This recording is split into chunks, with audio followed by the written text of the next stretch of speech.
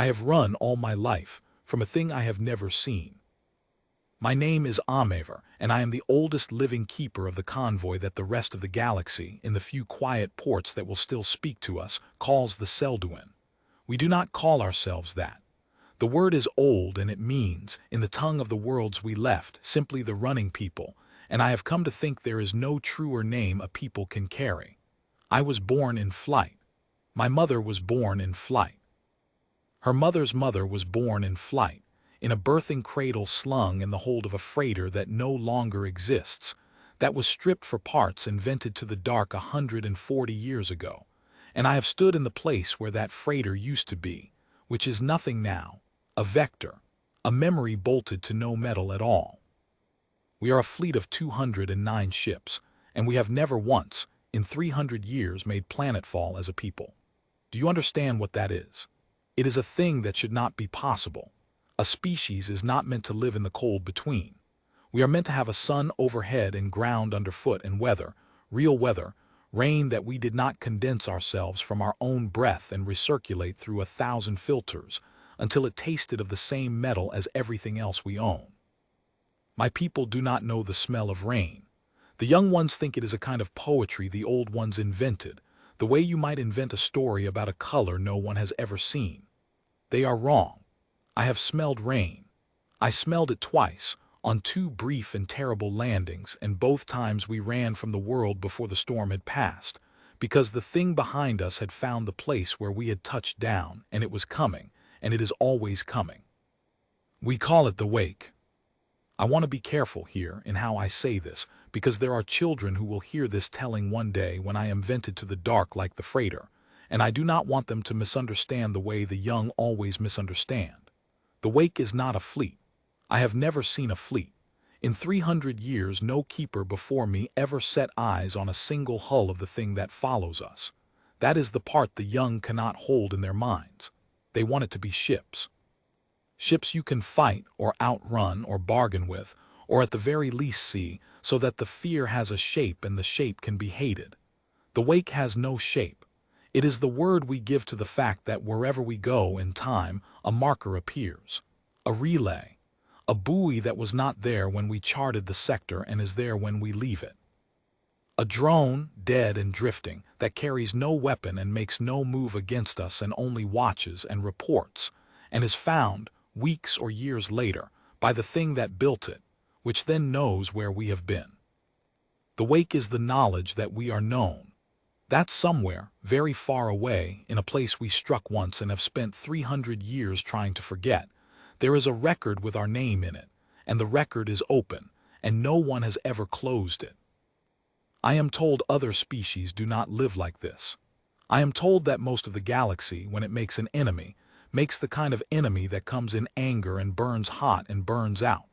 A raid, a reprisal, a generation of hatred, and then the hatred cools because hatred is expensive and grief gets old, and the new generation has its own troubles. I am told that is how it works for everyone else.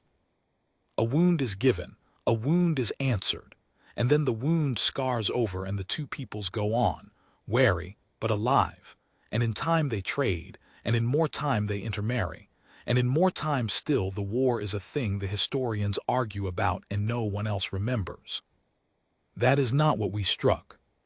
When I was young, and I was young once, though the convoy has a way of taking that from you early, I did not understand why we could not simply do that, why we could not send envoys, why we could not pay, why we could not kneel if it came to kneeling, and offer whatever was owed and have the matter closed, the way matters are closed everywhere else in the dark between the stars.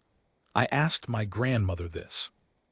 She was the keeper before me, and she was very old and she had the flat, patient eyes that all the keepers get, the eyes of people who have spent their lives holding a thing too heavy to set down, and she looked at me for a long time before she answered. She said, "Child, you cannot pay a debt to a creditor who does not want to be paid. You can only pay a debt to a creditor who wants the matter closed. They do not want the matter closed, that is the whole of it. That is the thing your young mind cannot hold and your old mind will hold all too well. We did not make an enemy that wants revenge. Revenge can be satisfied. We made an enemy that wants the running to continue, and so it continues. I did not believe her. I want to be honest about that, because there is a young one in this convoy now, and his name is Resh, and he does not believe me, and I have no right to be angry at him for a thing I once did myself. Let me tell you about Resh, because in the end this is as much his telling as mine. Resh was born 19 years ago in the long hold of the ship we now call the Threshold, which is the third ship to carry that name, the first two having died the way our ships die, quietly, of age and overwork, and the slow surrender of metal that is never allowed to rest. He has never stood on a planet. He has never seen a horizon that was not painted on the inside of a hull. He is clever in the way that frightens me, because the clever ones are the ones who do the arithmetic, and the arithmetic of our lives does not survive being looked at too closely. He came to me a season ago, in the keeper's hold where I keep the record, and he sat across from me with the flat, patient eyes that he does not yet have but is already learning to fake, and he said the thing I knew one of them would say eventually. He said, "Keeper, I think the wake is a story." I did not answer at once. You learn, as a keeper, not to answer at once. The young read a fast answer as fear, and they are not entirely wrong. He went on. He had clearly rehearsed it. He had the careful manner of someone who has lain awake building an argument and is now afraid it will fall apart in the open air. He said, "In 19 years I have never seen the wake. My father never saw it. You say you have never seen a single ship of it in 300 years. We run, and the drives wear out, and people die young because we cannot stop long enough to heal them properly, and children are born who will never feel the sun, and the only reason is a thing none of us has ever seen." He said, "Keeper, I have studied the records you keep, the markers, the dead drones. I have looked at the dates. Sometimes there are decades between them. Decades. A drone drifts dead in a sector, and we find it and we run. And we do not see another sign for 30 years. What kind of pursuit is that? What kind of hunter waits 30 years between glances?" He said, and his voice cracked, because he was young and he had built his whole soul on this and he was about to gamble it. "I think the markers are old. I think they are debris.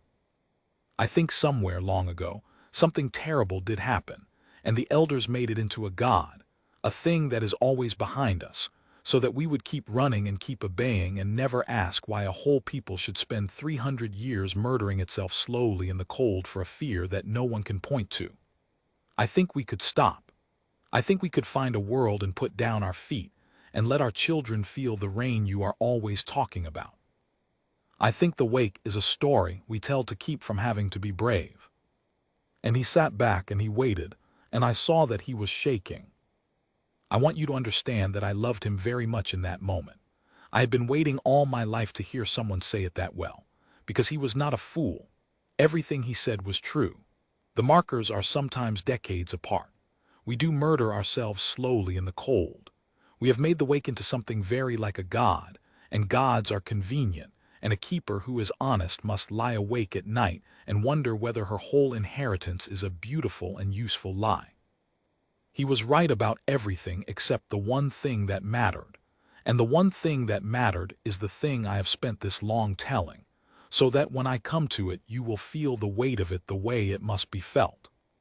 So I told him, I will tell you the same. I told him about the hunger. 300 years ago, a little more, the records are precise, but I will round it for the telling. The Selduin were not a running people. We were a settled people, a poor one, on the rim of a region that the charts in those days marked as marginal low value, the kind of place that the great powers of the galaxy did not bother to govern because there was nothing there worth the governing. We had 4 worlds. They were not good worlds. 3 of them were marginal and 1 of them was dying, its star going wrong in the slow way stars go wrong, swelling, browning the crops, salting the seas, and we had perhaps 2 generations before that world would be uninhabitable, and we knew it. We were not a fleet then. We were farmers and fishers and small traders, and we did not have the ships or the wealth to move a whole people the distances that mattered, and the great powers who could have helped us did not, because we had nothing to trade for the helping. And then there came a bad year, and after it a worse one, and the dying world tipped over from dying slowly into dying now, faster than the charts had said.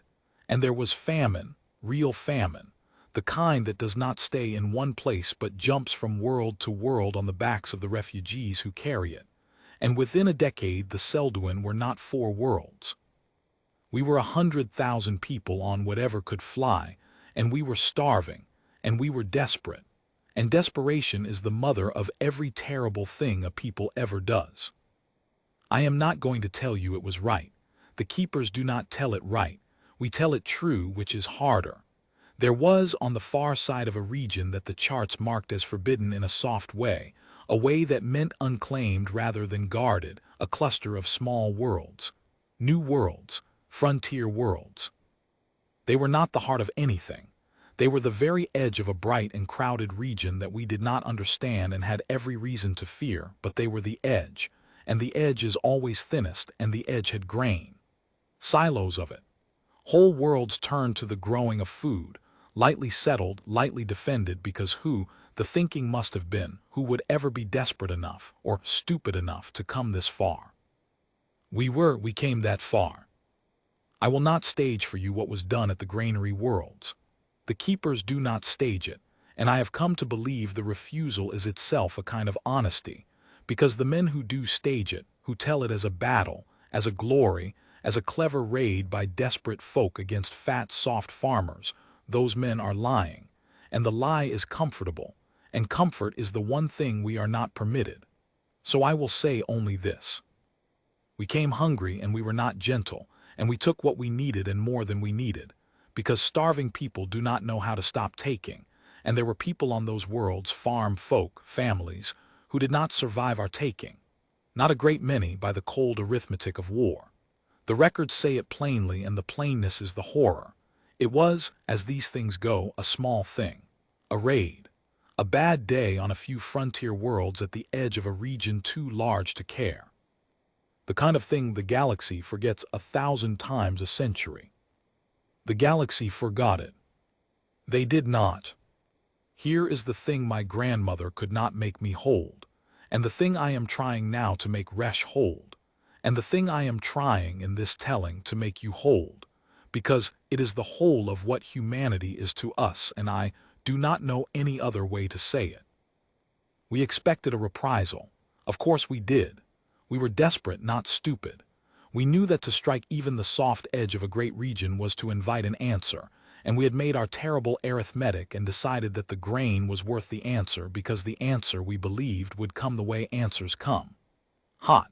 Fast. A punitive fleet, a burned ship or two, a butcher's bill, and then it would be over, because that is how it is over everywhere for everyone. You strike, they strike back, the books are balanced in blood, and the survivors go on. We were prepared to lose ships.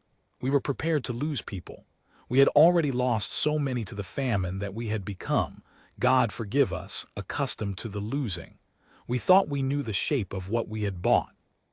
We did not know the shape of it. There was no punitive fleet, that is the first thing.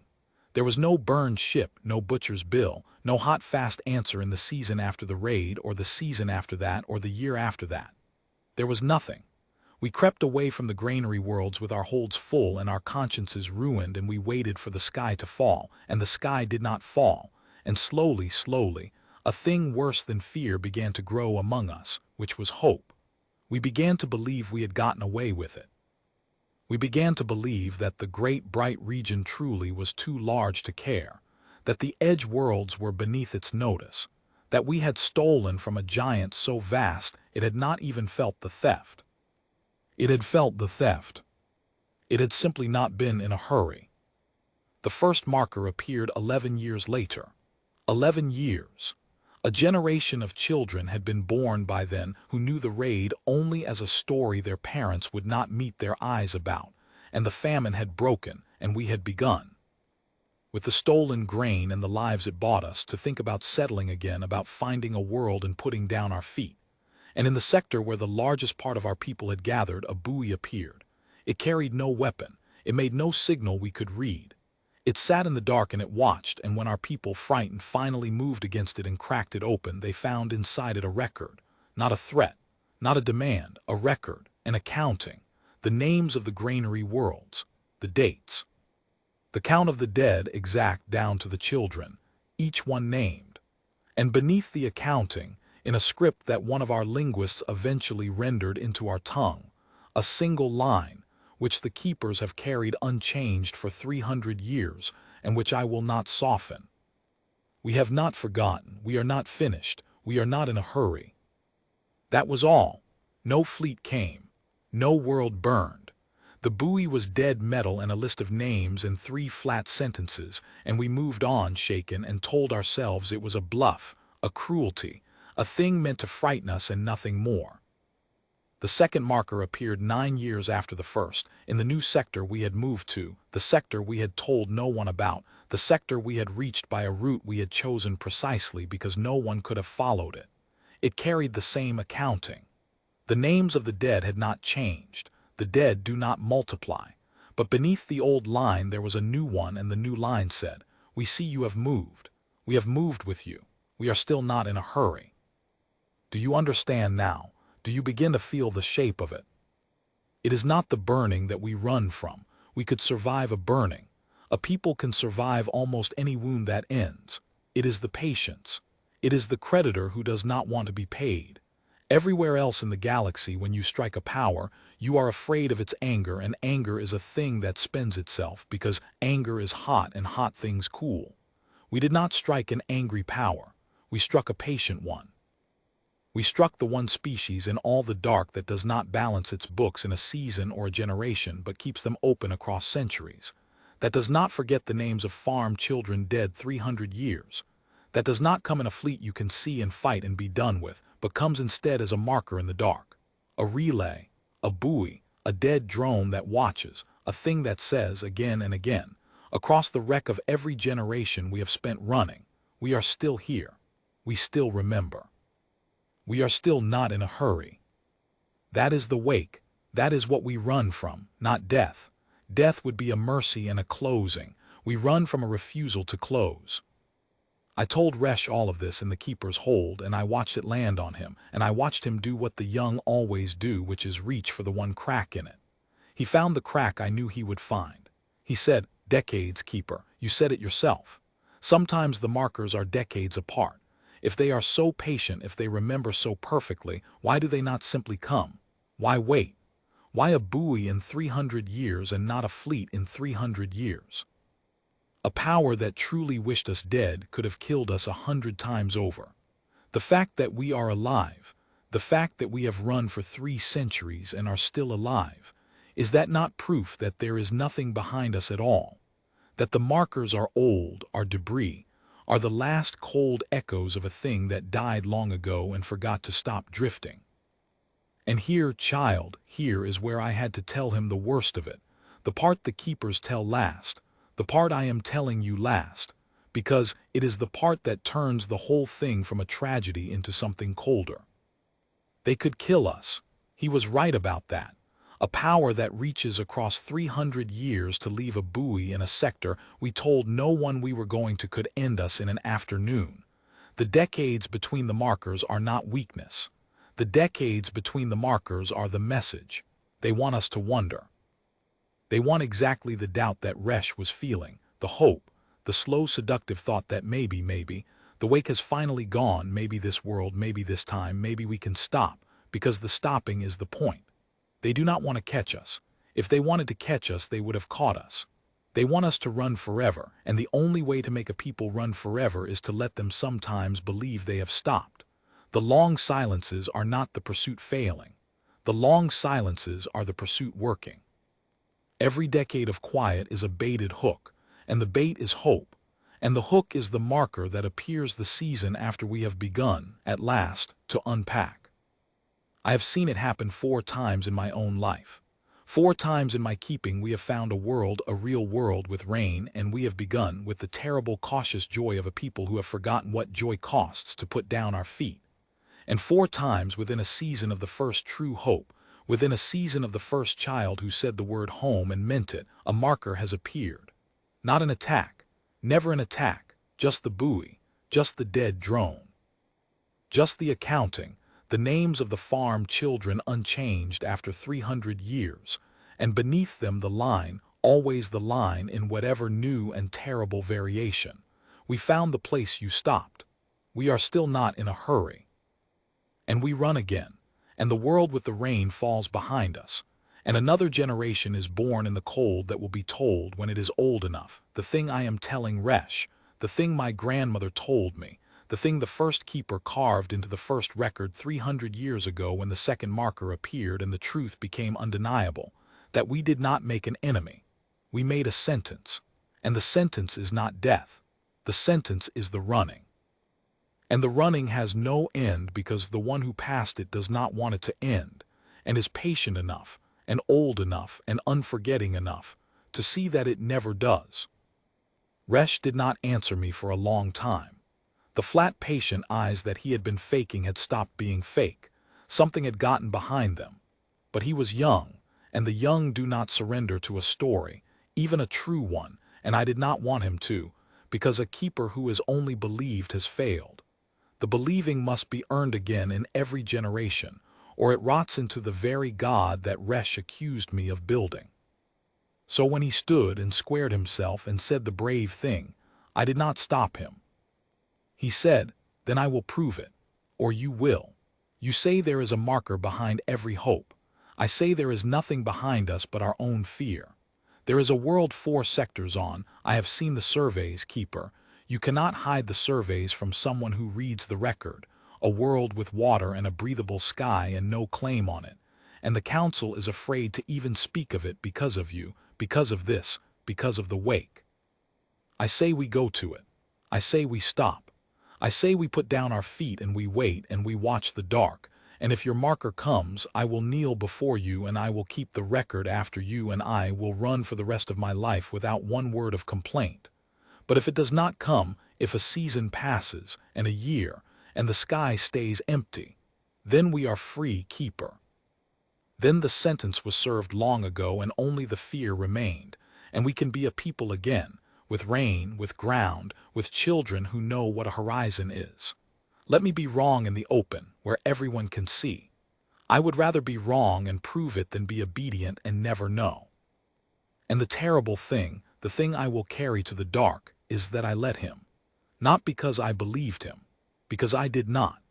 Because some cold and exhausted part of me, 300 years deep, wanted him to be right so badly that I was willing to spend a world to find out, and because the larger part of me, the keeper's part, knew that he had to be allowed to test it or the convoy would tear itself apart on the question within a generation anyway. Better one clean test, witnessed, than a slow schism. So I took it to the council, and I argued for it against my own knowledge, and the council, which is made mostly of the tired and the hopeful, agreed. We turned the convoy toward the world 4 sectors on, the world with the water and the breathable sky. And for the first time in my keeping, the running stopped on purpose, by our own choice, and 209 ships fell into orbit around a place that was not a route but a destination. And the young ones crowded the viewports to look down at a thing most of them had only ever heard described. A curve of blue and white and green. A world, an actual world. And I heard a child say the word and mean it. And I closed my eyes because I had heard a child say it and mean it 4 times before. We went down. Not all of us. A keeper learns caution even when she is praying to be proven a fool, but enough. We put landing parties on the green world, and they sent back the thing I had smelled twice in my life and forgotten I had forgotten. They sent back word of rain, real rain, falling out of a real sky. And for 90 days the Selduin began to do a thing we had not done in 300 years. We began to unpack. We began to plant. Resh stood on the ground he had bet his soul on, and he sent me a single message, and the message was not gloating. He was better than gloating. The message said only, "Keeper, the sky is empty. Come down. Come feel the rain." I did not go down. I told myself it was caution. It was not caution. It was that I could not bear to feel the rain and then lose it again, and so I sat in the keeper's hold, 4 sectors and 90 days into the impossible, into the heresy of hope, and I watched the long range, the way I have watched it all my life, the way every keeper before me watched it, and on the 91st day, in the empty dark at the edge of the system we had begun to call home, a marker appeared. It carried no weapon. It made no move. It was a buoy, dead and patient, in a place that had been empty when we charted it and was not empty now. And when we brought it in and cracked it open, trembling, all of us, even me, even after 300 years, it carried the accounting. The names of the granary children unchanged. The dates unchanged. The dead do not multiply, and they had not forgotten one. And beneath the old names, in the script our linguists no longer even need to translate because every keeper learns it as a child, there was a new line, and the new line was shorter than any that had come before. And I have come to understand that the shortness was its own cruelty, the cruelty of a thing so certain of itself that it no longer needs to explain. It said, "We found the place you stopped." That was all. They did not bother this time to add that they were not in a hurry. They did not need to. We knew. We had always known.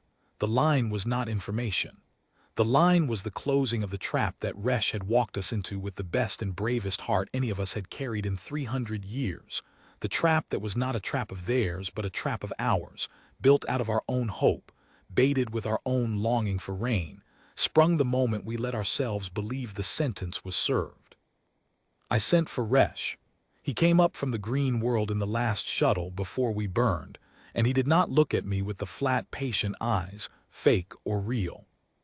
He looked at me the way the young look when the thing they bet their soul on has been counted and found wanting.